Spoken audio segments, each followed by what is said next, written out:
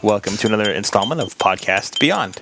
Beyond! I am your host, Games Editorial Manager at IGN.com, Jeremy Dunham, and joining me today is PlayStation Team Editor-in-Chief, Chris Roper. Stay a while, listen. PlayStation Editor, Greg Miller. Hey, it's me. Fresh from Japan, the other PlayStation Editor, Jeff Haynes. I like sake. And batting cleanup, number 23, our rookie, Ryan Clements. Hey, what's up? What's going on? Not much. Obviously, our big topic today is TGS, and that kind of bleeds into what Chris Roper is going to talk about here at the top of the show with the Roper Report. Yeah. Where's Wait a minute, dude. What the hell are you doing? I There mean, you for go. 1 week, everything falls apart. All right, so there's lots of stuff to talk about, obviously, this week, because last week was TGS. I'll build up to the biggest stuff. First off, Yakuza 2 was finally announced for the PS2 for the United States or anywhere outside of Japan. That's coming out sometime in 2008. That's going to work as a in-between, sort of, between Yakuza 1 and Yakuza 3, which was announced last week also, which is details came out about and whatever, and that's coming out on PS3 and takes place in the year 1600 and some odd during the Edo period or whatever. We mentioned that last week. But Edo. So, yeah, there you go. I'm still wrong. But so Yakuza 2 is coming out in the U.S. Mercenaries 2 was delayed until 2008 at some point. That game looks awesome, too. It does. But I've you know played what? it. It's fun. There's so many games coming out at the end of this year that it's like, fine, Yeah, it's a smart now move. I have something to play in April or February, whenever it comes out. But you know what? There's so many games now being pushed back to that period that now that period is really stacked Yeah. with Metal Gear and Killzone and now Mercenaries and Yep. Burnout and all those other things. Brothers in Arms now, too. Yeah, so there's going to be lots of stuff there. Let's see. Portable Ops 2 was semi-announced that it's going into production soon. Yes! Greg's probably. Hopefully, baby. Yeah. So, Perhaps. So the story behind this is that Ashley Wood, who does the art and whatnot for all the digital graphic novels, put on his blog that it seems like Konami is getting ready to okay the production of Portable Ops 2 anytime now. So, I mean, that's still a ways out. They haven't even started from what it sounds like. But that's a pretty close to as official as you can get without actually having word from Konami, so that's pretty good. Let's see us. Square announced a trio of Kingdom Hearts games at TGS. The only one that PlayStation fans will care about is called Birth by Sleep for the PSP. There's no PS3 game announced as of yet. But Jeff, what do we know about that game? Very little. I mean, it was pretty much one of those things that they announced and nobody really expected them to announce anything. So That's not true. Considering the week before we said look for 3 announcements. No. I know that the week before we said that, but nobody expected them to announce like that it was going to be. Well, we did. Well, that's what happens when I'm away from the goddamn podcast. All right, and moving on. Hey, Jeff, how do you crouch in Metal Gear? Speaking of Metal Gear, I love you. other sites apparently reported this falsely, but Jeff went over and talked to some folks there and determined that there is currently no demo for Metal Gear Solid 4 planned at any point. Yeah. That doesn't mean that it won't happen, but that doesn't mean that means that right now in their schedule they're not planning on releasing it a month for it ahead of time or whatever else. So don't quite expect one yet. I mean, you're going to buy the game anyway, so it doesn't matter. Sony made a bunch of announcements at its press conference. One thing that sort of happened, I guess, right before or leading up to it, or that they mentioned kind of offhand, is that Sony acquired Evolution Studios, and so now they own the makers of MotorStorm and Pursuit Force. And then one of the things that came out in the press release is that MotorStorm 2 is scheduled for Next year. Yeah, next year sometime. No other details on that, but it is happening. It's not a surprise because the game's done really well. You've got to be excited about that because I think out of everyone I know, you've liked it more than anybody. Yeah, well, except for some of our readers who think it's the greatest thing of all time, which I don't quite think is that good, but it's a really fun racing game. And yeah, I mean, and it should be pretty, because there weren't that many things that were wrong with the game, so it should be pretty easy for them to fix that in 2. So 2 should be, I would hope, would be really awesome. But we'll see how that goes. Other announcements were that the PlayStation Store is now available, sort of, for use on the PC at least. They never announced a website for this thing. And I don't know if people have tracked down where it is yet, but we don't know where it is. They didn't even show it at the press conference or in any of the information. Even so though they nobody kind of knows what said it that is. it's up now or something. I don't know. So anyway, but the point of this is going to be that you can download trailers and whatnot to your PC, which is cool. But more importantly, for PSP owners who don't have a PS3, you'll be able to use your PC to download content to your PSP through your PC. So you can download PlayStation 1 classic titles or demos or whatever else and put them on the PC without needing, or put them on your PSP without needing a PS3. Hopefully that made sense. Unfortunately, while that's positive, Sony announced that the official rollout of Home was delayed until next year sometime. Sounds like it's probably going to be Q1, but basically the reasoning is that they want more time for testing, which makes sense. It's a pretty big endeavor for them. They want something to compete with Xbox Live and all that, and it's sort of a new thing for them to try, especially on consoles, so it's kind of understandable. There's still going to be a bigger rollout towards the end of the year, so a lot of users will still be able to use it. It just won't be actually officially completed, I guess. I'd just be afraid as a PlayStation guy that the longer they wait, the less interested people are going to be in this thing. Yeah, because if you keep talking about something and then when you're finally like, hey, it's out, you're like, well, I've heard about it for. And remember, that's time that both Nintendo and Microsoft are going to spend working on their own online stuff. It's not like they're going to stop doing what they're doing. And then the biggest announcement that came out of Sony's camp at TGS is that the DualShock 3 is coming. So PlayStation 3 controllers now finally have Rumble. That does not. Yay! Everybody's clapping. It does not lose motion sensing functionality, so the 6-axis stuff will still be in there. But now it rumbles just like the PS2 controller did, and it's coming out in a couple months in Japan. But we're going to have to wait until spring sometime in the U.S. to get it. Although you'll be able to import it. It's the same hardware, so if you just want to import it, it should work. And that brings us, of course, to today's topic, which is the Tokyo Game Show 2007, which, as everyone expected, it was a big show for Sony and not for anyone else, really. Jeff, you were our guy on the street there. What did you walk away with from TGS standing out most as the key announcement there? Obviously, for me, it was the Rumble. Yeah, I think the fact that they decided to announce that Rumble was coming, which really wasn't that big a surprise or a shock. Everybody kind of knew, and especially when EA had Burnout Paradise with a Rumble controller there as a prototype a little bit before. It was kind of one of those, the cat's kind of out of the bag now. We all know that it's going to be here at the show. It's just what exactly is going to be said about it. And I think that the fact that they decided to announce that not only were there going to be like 9 games on the show floor that had Rumble there as part of the demo, but they had a backlog list of at least 30 games that they were going to decide with firmware updates to provide Rumble support for. Software updates. Yeah. You know what's surprising is that Killzone wasn't on that list of upcoming games that supported it, even though titles in the same quarter were listed. Right. Hopefully that was just an oversight. I think that had to have been. There's no way that game is not going to have Rumble. Yeah, especially with the very heavy black Call of Duty vibe I'm getting for that. You need Rumble for a game like that. I think. And it's Sony's premier title. You kind of expect it. So, it'll have it. It's just an accident, I guess. Yeah. I'm actually glad that they're trying to keep everything in one direction. They're going to keep the 6-axis. They're not going to make you buy 2 different types of controllers to experience 2 different types of things. What do you think they're going to do with the 6-axis controller itself once the Rumble controller is introduced? My theory on this is that they're going to phase it out, sort of like, I don't know, sort of like Sony was doing with the. I don't know about that, but the Nintendo did this with the DS, where they released the DS Lite and they kept the old DS on the market and they didn't really reduce the price for a while, and then it just sort of eventually got out of stores. I think Sony's going to do the same sort of thing. They might reduce the price of it by $10 or something, but that's what I think they're going to do. I think they're going to drop the price $10, maybe even $15 to $20. That'd be nice. And let's get rid of the stock as soon as we can once this DualShock 3 is out, and that way we can introduce the Rumble controller. Do you think they're going to introduce DualShock 3 at a higher price point then, or try to stick the with same? I think you'll see it at $50. Yeah, because $60 is way too much for a controller. I mean, $50 is too much for a controller. It'll probably be that, but my guess is that they'll probably phase it out a little bit faster too, just because they know that the demand for it is so high, and Kaz was talking about how the fans were constantly driving that, and that was the biggest thing. That in some ways you almost can't really see them trying to keep this thing on the market, knowing that everybody's like, "Where the hell is my Rumble?"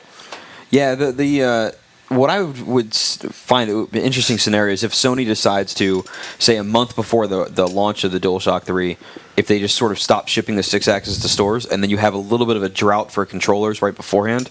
I mean, nobody's really going to buy them, but if you happen to not really know what's happening in the world of games, and you go out and you buy a PS3 like a week beforehand, and then you want to buy some more controllers, I wonder if they'll just kind of be out of stock until the DualShock 3 hits stores. But I don't know. We'll have to wait and see what they do. Jeff, what were some of the other big announcements that you think were made at TGS that really kind of hone in on what PlayStation does best, or appeals to its fan base. It was a little tricky because in some ways the Sony press conference was a little underwhelming.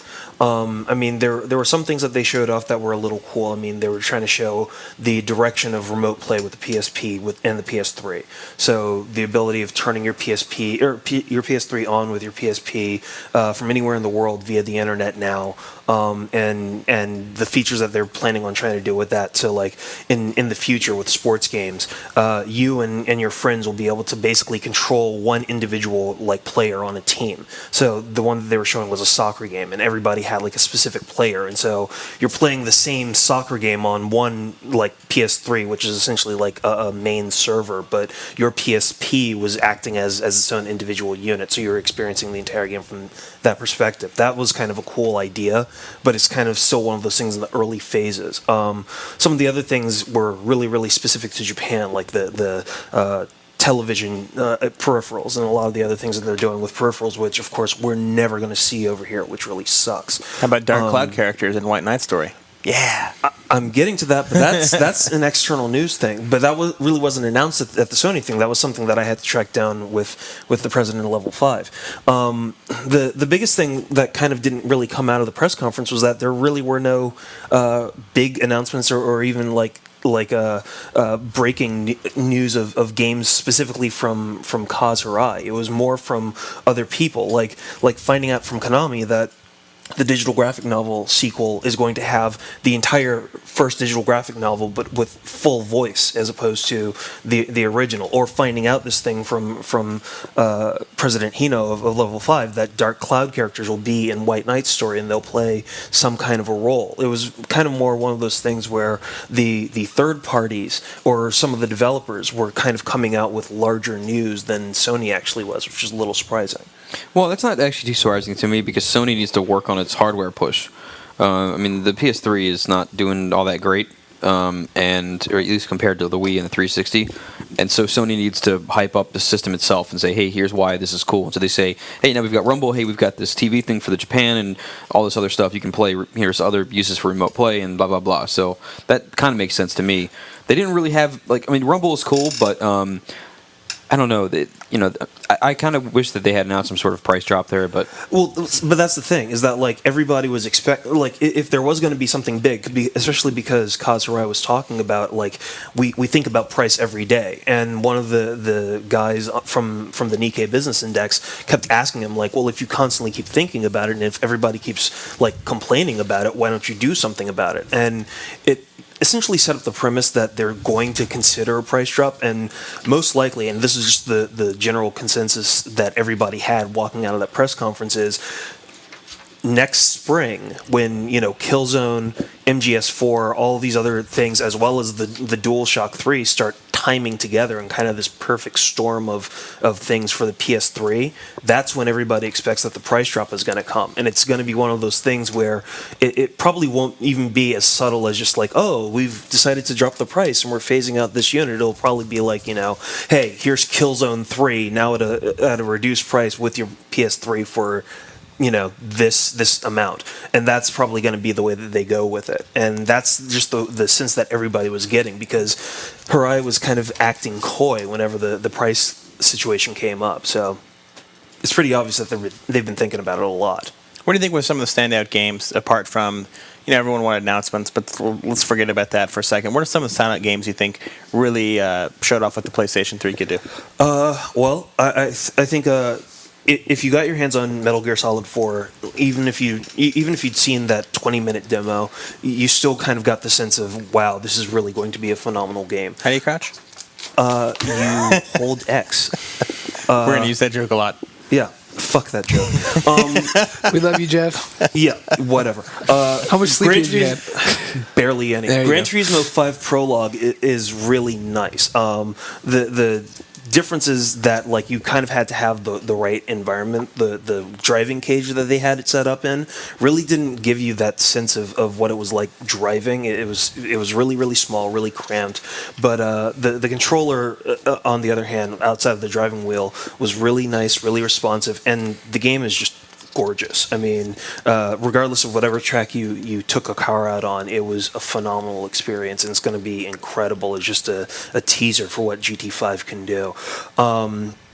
Some of the other games that were shown were kind of surprising too. I mean, Secret Agent Clank was one of those surprises that nobody expected to have to even see at Sony's press event, and it was there. And it's going to be a really nice surprise for PSP owners that are looking for a sequel to Size Matters. I'm glad that they announced that. I really like Size Matters. I think that that's a market that they could really tap into, and it actually showed off the power of the PSP and what it could do. And I'm excited that they're actually continuing that franchise beyond just the main line.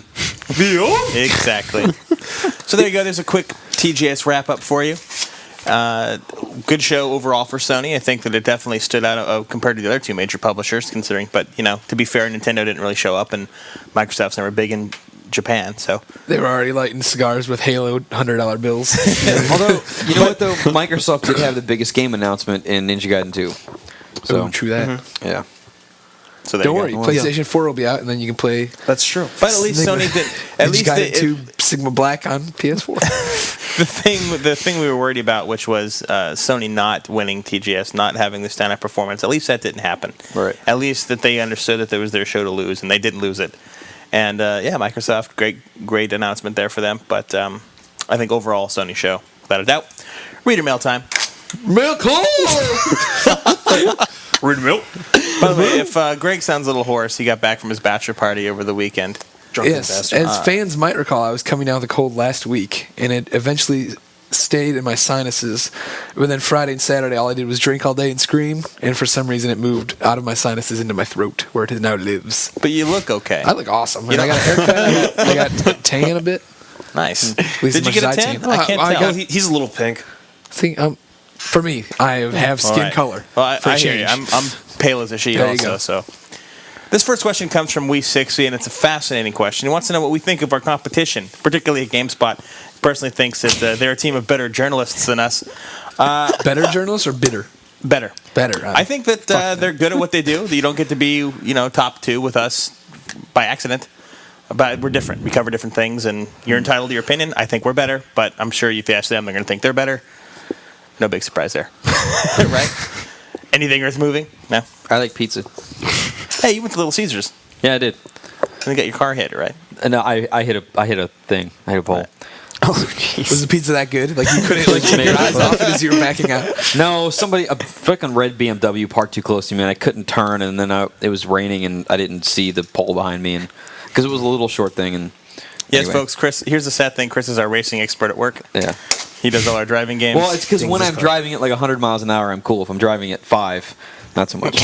not quite as effective. This question comes from SV Tracer 0587, and it's for you, Ryan. Yep. On the last podcast, you mentioned that you were playing StarCraft again.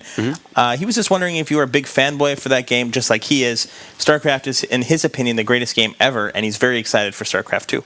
Yeah, I've heard a lot of people comment that it's the greatest game ever, and I wouldn't necessarily go that far, but I played it when I was younger, when it first came out, and yeah, of course, just with StarCraft 2 coming out soon, I thought I would play it again, get to know the story again, and just enjoy it. And my friends play all the time, so we just play online, and I just wanted to polish up. Is it your favorite RTS you've ever played?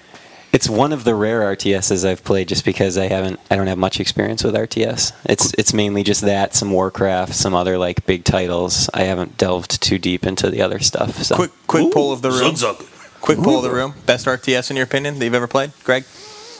I mean, I'd say Jeff? Total Annihilation. That's mine too. Advance Wars. what the fuck? That's not an RTS. It's awesome though.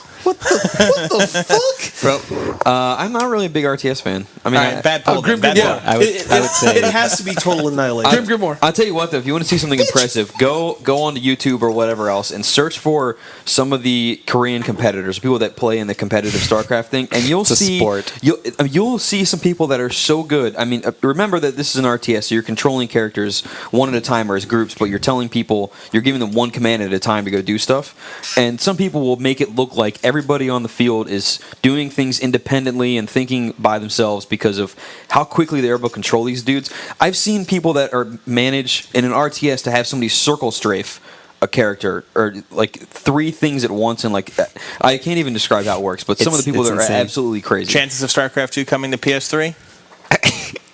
5, 5? whatever. I Percent. don't know. 5 what? 5 pizzas. 5 out of 5 5 or out of- 5%? 5 out of 27.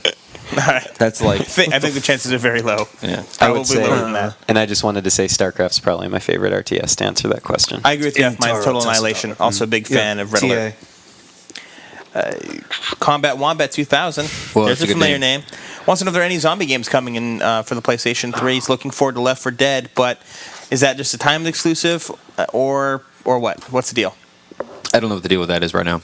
I don't know what the PS3 stance is. As for zombie games, man, I'm really, really hoping that when they... I mean, I don't really care what system comes out for, but I do hope that when they announce Dead Rising 2, it's a PS3 game as well. It better be, and I want them to package in the special edition Dead Rising 1 for That's PS3. what I'm talking Come about. on. Man, if Just they had shit it together, Capcom. If they had it with basically like you just kept going from 1 to 2, man, that would be awesome. be You and I have amazing. had That long would be conversations about this Oh, game, yeah. about what Dead Rising 2 should. Oh, hell Chris yeah. and I are on the same page. We basically want a bigger environment. We're talking city instead of a mall. Oh, Yeah. hell yeah. We think it'd be great if you had online co-op. Oh, yeah. We think it'd be I fantastic. think online co-op is pretty much necessary. Yeah, 4 players. you would need be- that. Yeah, man. And then personally, I'd like to see something like a class system so that you could sort of characterize your Everybody's character in got their different own ways. skills and everything. Yep. Yeah, I think that'd be Nice. kind of interesting. Cool. Kind of have it be more like real life. Yeah, and then I'd also like to see them rip off the Zombies in Resident Evil real Outbreak life. idea, and maybe if you die, you could be Come back. resurrected as a zombie. Yeah. I also Absolutely. hope they have more violence in this next game because the first one wasn't bloody enough.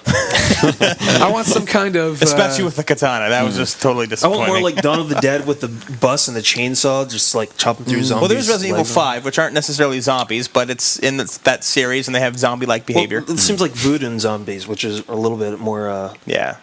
realistic. And Silent Hill is coming. We don't know if there's zombies in that, but And just skin children and nurses and all this other shit. but I bet you things slosh in that game. So I want to see it base it more where like it's more set in reality. Whereas I could clear out a room of zombies and then leave and come back, and if I had barricaded the doors, they wouldn't be filled with zombies again, like Dead Rising.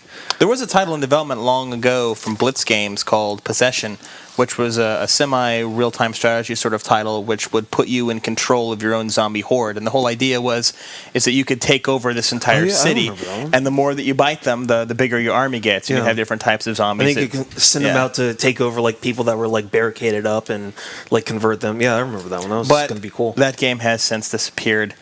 It doesn't have a publisher. So any publishers out there looking for maybe a zombie game to pick up, that one, from what I Hope those understand, jiggers is still in up. development. Oh, also, I know a few things about Things. an eventual sequel to a game we were just talking about, but can't talk about it yet. But Just it's know Resident that Evil 6. that it will happen. Wait. That's all I can say. Very good. This next question comes from Omega 3X. What do we think of all the Money Hat and Xbox 360 fanboy conspiracy theories floating around, especially regarding IGN's low PS3 game reviews, like Skate, Lair, NHL 08? Should we start to make our own tinfoil hats? No. I mean, it's rare that fans are so dead on. Jesus fuck. Like I thought we were masking the money hats pretty well. No, we weren't. You are right. Every day EA brings in these hats with money clipped to them and gives them to us. That's why I'm always wearing hats. Yeah. Where the fuck do you think There is. The simple answer is that most of the ports that have hit the PS3 now from 360 games are worse on the PS3. Frame rate, especially in the case of EA games, most of the time the frame rate isn't as good. There's a couple. Not as many resolutions. Yeah, I mean, yeah, the Skate didn't run as well. Layer just sucked. That wasn't a port, but Yeah, I the don't game know why just they brought sucks. that. Yeah, that doesn't make any sense. I mean, it's just that's how it is. Also, I've never understood the whole approach to people's opinions on games. If you walk up to some random dude and say, "Hey, do you like green or blue?" and he says green, like, why? Did the blue people pay you off? It just doesn't make zero sense to me. You're not giving the blue people a chance. Keeping Exactly. them down. So, I think that it's silly, and the entire time I've worked here, I've never heard of it actually happening here, or. Yeah, I don't think it ever will Oh either. shit! Wait, let me go back to the bank and cash in my check. Last week I called Coated Arms mediocre, and someone on the thread below it said I was a sellout. And Nix came out of hiding, and he's like, "Why? How is Greg a sellout for this? Do you think all the other game developers gave him money to give this game a low score?" It's a popular reaction too. It's just like saying you sellouts. suck, basically. Yeah. It's to say, "Oh, money hats." If we had money hats, I don't think we'd be working in video games. No, No shit. I would have quit. Don't quit. It's If the I had busy money season. hats- Wait till January. If I had money hats, I would have quit and gone to travel the world or something. This question comes from Da-da-dums. Jeff, sitting to my right. Apparently told to the phone to Chris Roper I was gone. Is it, are you or are you not a fan of my Jeff impression? Oh yeah, that's pretty good. Yeah, that's pretty good. Yeah, See, whatever. now, right dude. now they're listening like, who's talking? I don't know. exactly. We're confusing the hell out of them on that one, aren't we? Yeah. So do you or don't you? You didn't answer the question. I thought it was interesting. Oh, I think it's badass. That's my opinion. What do you guys think? Badass. You guys are outside observers. That's one badass, Chris. You commit your impressions. It's badass. Okay, it's two. Ryan.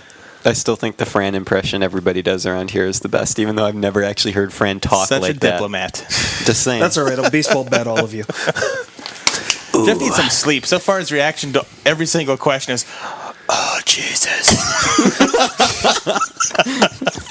or "I'm going to kill you," or That's right. some sort of obscenity. God damn it. This question comes from Wallen, an old friend, who asks us a lot of questions. Wants to know if we think Midway is doing a bad job promoting Unreal Tournament 3 for PlayStation 3. Yes, I think they've done a terrible job promoting that game. What are your opinions?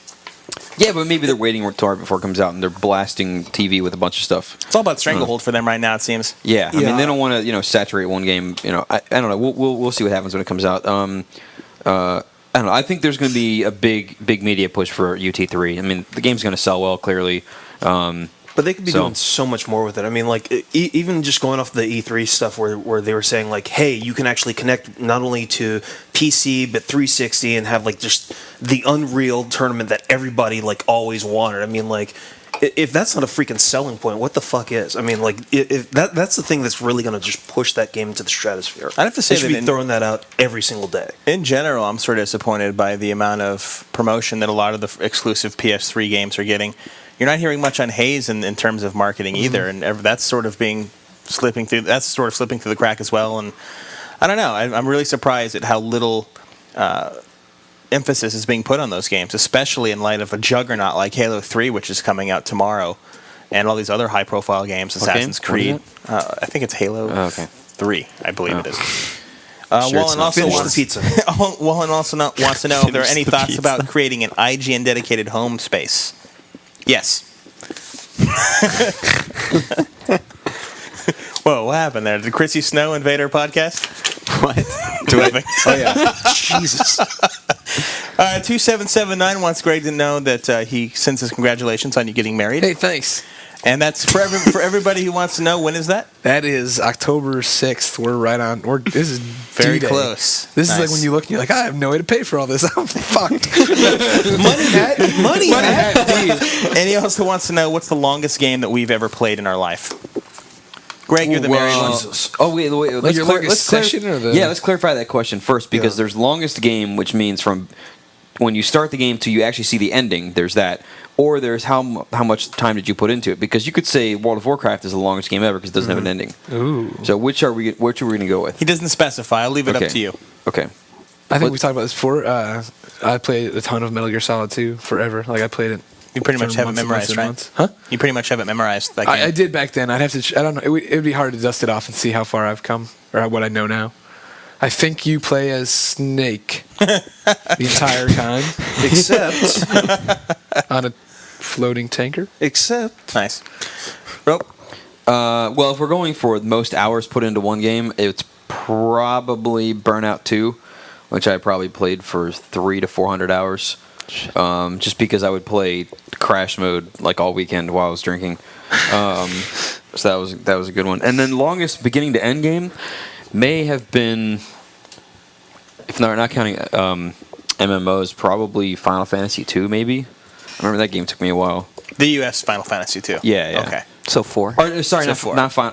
Fantasy Star. I'm sorry. Fantasy Star. Fantasy Star 2. Great game. Yeah. Ryan? Even though I play a lot of RPGs, the longest I've actually put time into is Final Fantasy 12 because that took me like upwards of 85 hours. For some reason, I generally just can play through an RPG in about 50 to 60. So that was like length. And then I'm sure that there's some obscure RPG back in the day that I played, like Azure Dreams. Was that the I put extra a lot time of- because of random T-Rex encounters? Those things cost you time, man. Yeah, those things sucked. Jeff? It really depends. I'd probably say I'd put in at least 200 to 250 hours on just Gaia. If it's an RTS, it probably was just like my entire sophomore year of college on Total Annihilation. Like Instead of studying. Yeah. Well, instead of going to some classes, it's just like, fuck it, I've got TA I want to play. And so I just skip it and play that for a few hours. For me, surprisingly enough, it's also Total Annihilation. Played that game every day for 4 to 6 hours for about 2 years. So that can tell you I spent a lot of time with that game.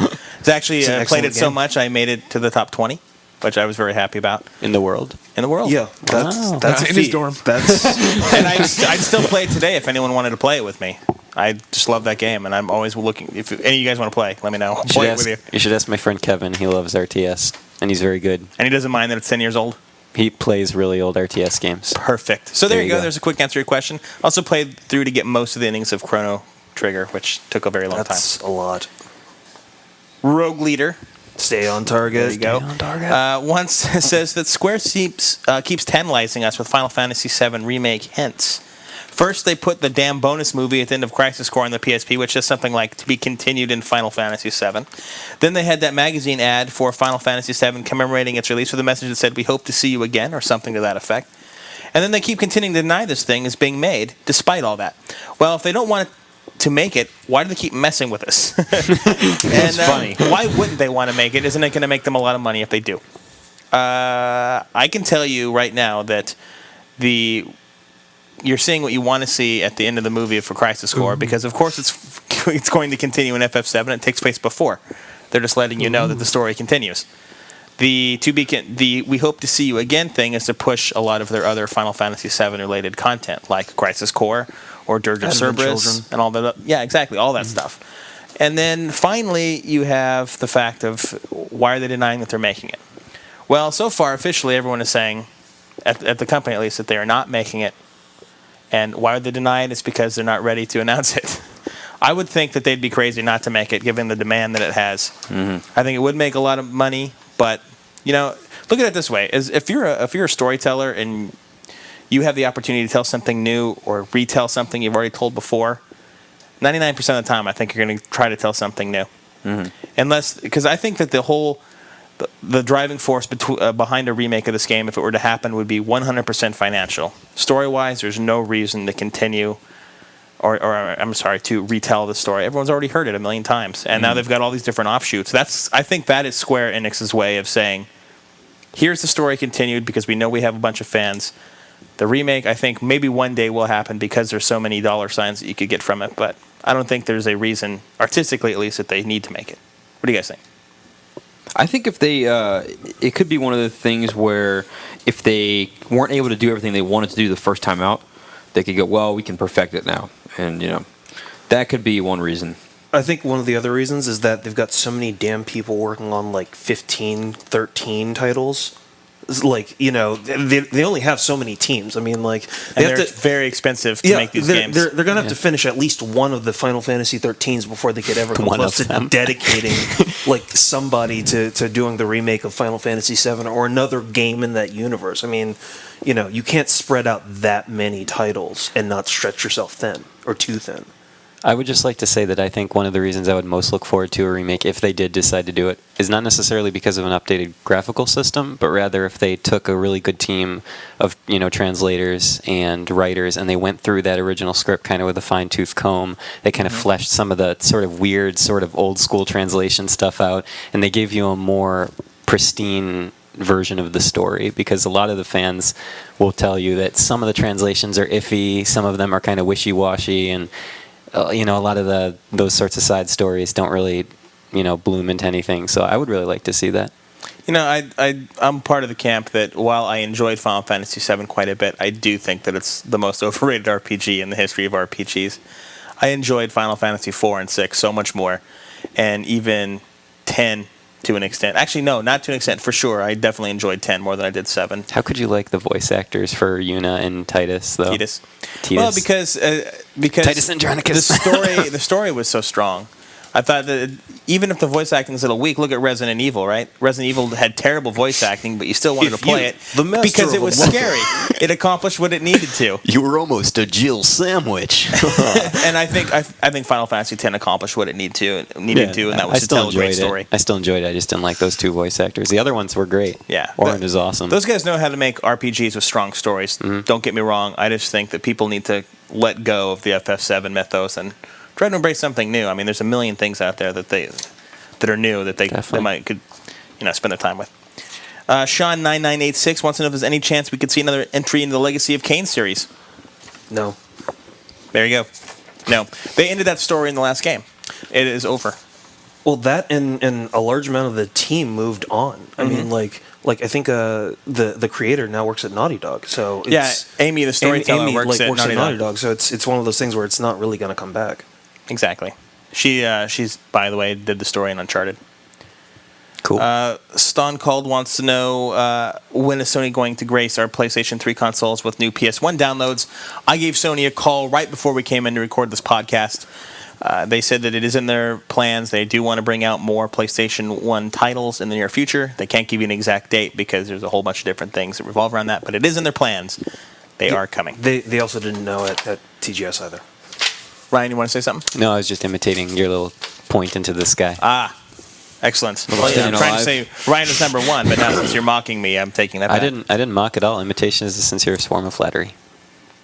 So you have a crush on me too? Yep. All right, cool. Thor Jarl is still keeping it beyond. Beyond? Wants to know if the videos that we have on the site for End War, if that's Did you just pick up an English accent? Because then you just say on the site for End War. Wants to know if the cutscenes on the site, if the videos that we have for End War, if it's in game or just cutscenes. Crikey, we don't know. I know that we have. I would have to go look at the gallery to see exactly what's on the site, but I know some of them are just cutscenes. So usually Ubisoft comes out with cutscenes first, yeah, and then they sort of roll into the gameplay a little bit later on. I know what we did was when we had Eric and whoever else went to go see the game in Shanghai a while ago. Basically, just grabbed. They just had a little flash drive, and they were like, "Hey, that cutscene's cool." And it's something that would apparently just appear in like one of the little corner screens in the corner of the game. And they were like, "Hey, can we have that?" And they'd be like, "Sure." And they just copied it to the drive, and we just uploaded it. So that's where a lot of those came from. This next question is for you, Chris, because you are the resident expert when it comes to technology. Wants to know what your opinion is on 720p versus 1080i. Agent Trav is Greg's favorite person. Has a TV that doesn't display 1080p and wants to get the best answer as to what resolution he should use. Well, one thing to remember is that if depending on the size of the TV that you're getting, you may not be able to tell the difference between the resolution, even if you are looking for it. I mean, if you're getting like a 60-inch television, then you probably could. But if you're getting like a 40, then you probably won't be able to tell the difference unless you're sitting right in front of it. I tend to prefer 720p because you don't have an interlaced image. You get full frames at 60 frames a second, assuming the game's running at 60. So I prefer 720p. Some people prefer 1080i. The one thing is that a lot of TV is in 1080i instead of 720. I think most every show released now. I don't know what the stat on that There's is. some 1080p shows out there too. Yeah, but most of them are 1080i, and so that's I don't know. Your TV is going to come like that. But I mean, no matter what you should get these days, the TV will translate it to the other resolution just fine, and it'll look great. I mean, I have a 720p plasma at home, and I think it looks fantastic. So, for those that don't know, what is the difference between 720p and 1080i in general? So the number part of it is the resolution. 1080 set is 1920 by 1080 pixels, and the 720 set is 1280 by 720. So there's a lot more pixel. Just information on the screen in a 1080 set. But the I stands for interlaced and the P stands for progressive. So on a 720p image, every frame or every single screen refresh, you're going to get an entire image. So you're going to get the whole picture being drawn. And then on 1080i, you're going to get it's drawn in fields, and two fields make up a frame. So first you're going to get all the odd fields or even, whichever comes first. So you get all the odds first. And then the next field refresh will be all the even images. And so that's where tearing, or you can get like the window blind things. Like if the screen's moving and things aren't quite lined right, you'll see it sort of looks like tearing, but it's really evident in TV shows that have high action scenes where you see that sudden artifacting. Mm-hmm. Yeah, a lot of that has to do with that Yeah. So basically, TVs, analog sets before were all interlaced, whereas computer monitors are all they're all progressive, I guess you would say. But so it's do you want the TV look, which is interlaced, or do you want a film look, which is progressive? Progressive, I think, looks more clean to your eyes. I run it in 720p at home as well on my plasma. What do you guys prefer? I like progressive. Doesn't really matter. Whatever's the highest the game can go. All right, Dr. Danger wants to know with TGS coming up, which obviously is finished since he asked this question. Whatever happened to some other of the TGS games that they showcased in prior years? Stuff like Africa and Neo. Jeff saw Africa. Yeah, well, I saw about 5 seconds of Africa. But it was actual gameplay, wasn't it? Well, yeah, it was actual gameplay. But the other interesting thing is that they released a longer trailer that had a little bit more gameplay of it, which we have on the site right now. You can go download it. It was kind of interesting. I mean, like you got a little bit more that sense that possibly the entire thing is you're a photographer. I don't know if your entire purpose is just to photograph animals in their habitat, if you are just there on a preserve, if you're working with something to try to catalog all these things, or maybe Africa's code name for Dead Rising 2. Yeah, that could be. It could or be. Pokemon Snap 2. That would be hilarious. Man, that would be awesome. But I mean, it seemed like it was just a photographer's like dream of going on the savannah. And it's coming next year. No word yet on whether or not it's in the United States or just Japan, but I'm sure we'll find out next year. Yeah, and Neo wasn't there. There was absolutely no mention of it whatsoever anywhere. But I called Koei and I asked them about Neo, and I said, hey, what's up with this game? It was the first PlayStation 3 title you ever announced, and no one has ever seen it since. And apparently the game's still in development. They can't give it a specific date as to when it's coming, 08 or 09, but it's still up there. Unfortunately, a lot of the other projects got in the way, as it were, between Dynasty Warriors and the Gundam projects and Blade Storm, Fatal Inertia, a lot of those things, yeah. Blade Storm. But it's still coming, according to Koei, as of this morning. So there you go. And then Nafai1234, seeing as wants to also know... the 360 general board has a specific section for Xbox Live users. Could we possibly create a unified board for PSN users so we can post more PS-related stuff? Yes, that board will launch today. Yay! And that was exciting. Yeah. Hey, you ask, we give it to you, unless we don't feel like it. Or you ask for money. Exactly.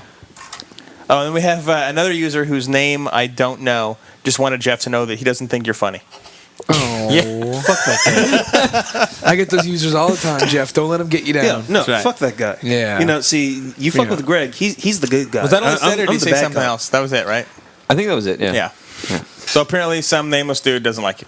Fuck him. It was Nate. He's just mad because he wants attention. Yep. His parents wanted a girl and they got him instead. That's all. Ouch. Pick of the week time. Pick of the week!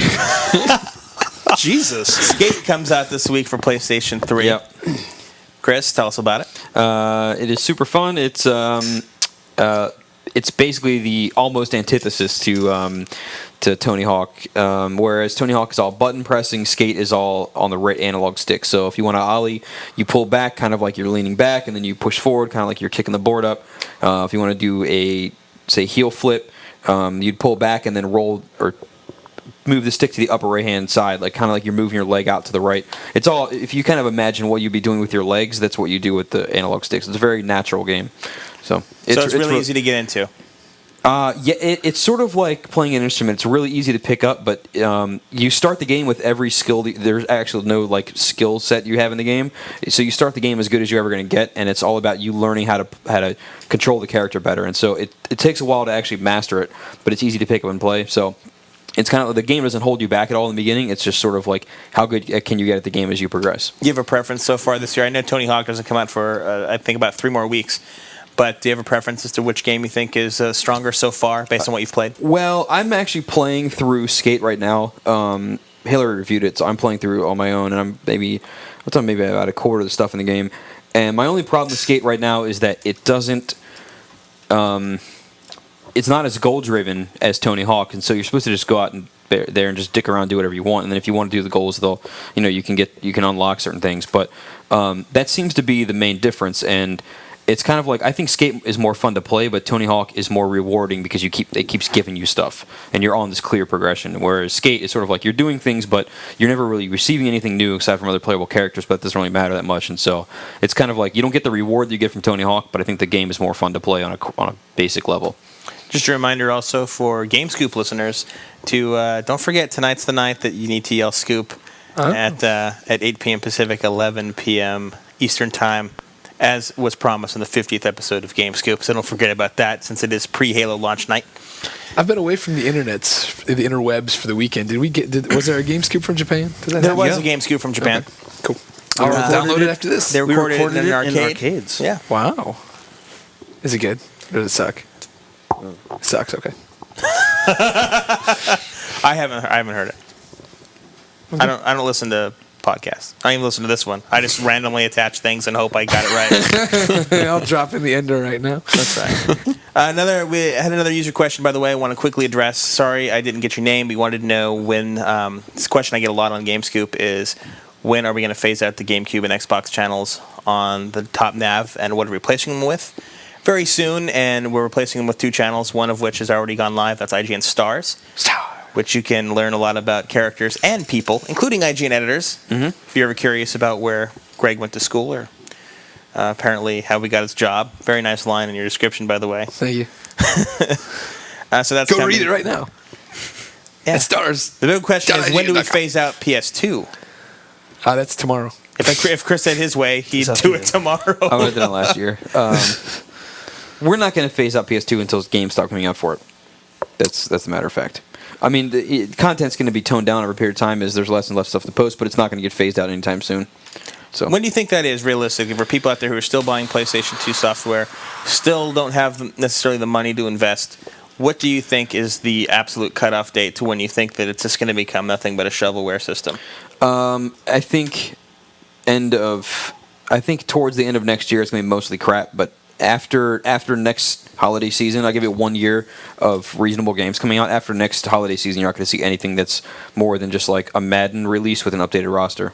I think this is it this year. I think this is the last holiday with anything strong. I think we're going to get a couple more next year, but it's going to be really. I think we're going to get something that's going to be really slim pickings. I mean, because you're going to get Wii games next year, games that are also coming to Wii, so you'll get those sort of things on there. And then I think after that, it's going to be total crap. Do you think they're going to be simultaneous, or are you going to be after the fact, like Boogie, for instance? Both. A little mixture of both. I think EA stuff will come out at the same time because they were generally pretty good about release dates and making sure that anything launches on the same time, and then other companies might release later. I have to agree with Chris on this one, especially just coming back from TGS, because like as much as we just think about like the PS2 basically dying, they're still holding on to it with a couple different releases, and obviously like the markets are a little bit different, but there's still a number of ones that they have in development that they have planned to come over here, and so it's still going to be one of those things where 2008 we'll still see some games that'll be like, relatively surprising, but it'll be few and far between on that system. We're getting Yakuza 2 next year. Yeah, I mean, Game of the year, I guess. There's one game. Pretty much.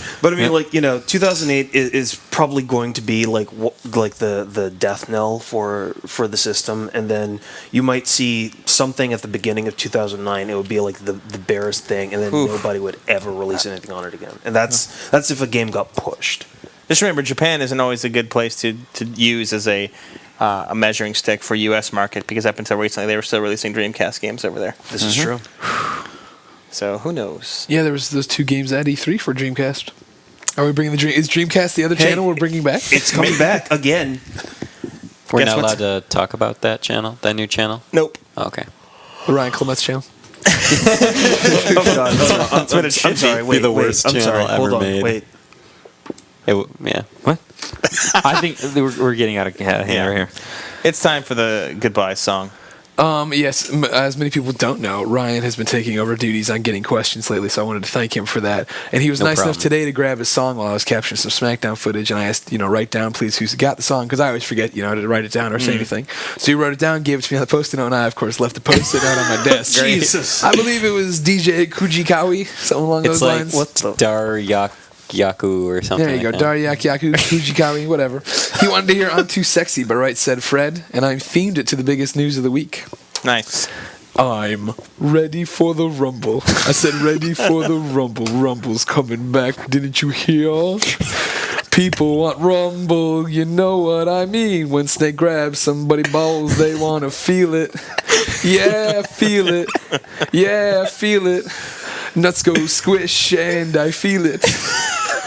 I'm ready for the rumble. We'll see you next week, everybody. Sweet Jesus. Rumble, rumble, rumble.